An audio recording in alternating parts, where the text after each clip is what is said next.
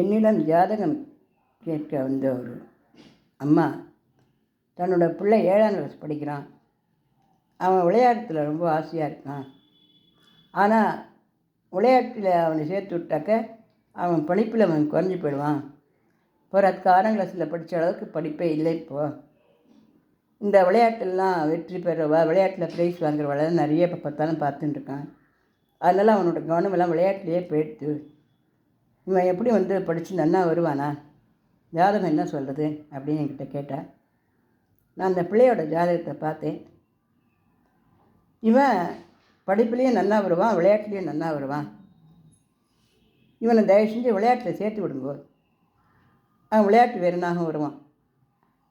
அதுலேயும் அவன் நிறைய ஆவல் இருக்குது அப்படிங்கிறத இந்த ஜோதிடத்தில் குறிப்பில் காட்டுறது அப்படின்னு சொன்னான்.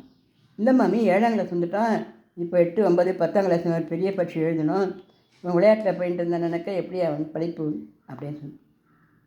அந்த பையனுக்கு கூட தான் இருந்தான். நான் சொன்னேன், விளையாட்டு சேர்த்து விட்டா நீ படிப்பும் நல்லா படிக்கணும், சரியா?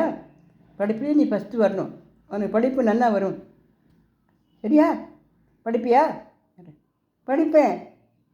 படிப்பேன் அப்படின்னு சந்தோஷமாக சொன்னான்.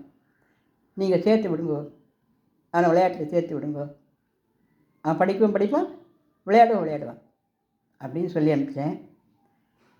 உடனே அவன் அம்மா அவனை டென்னிஸில் சேர்த்து விட்டா.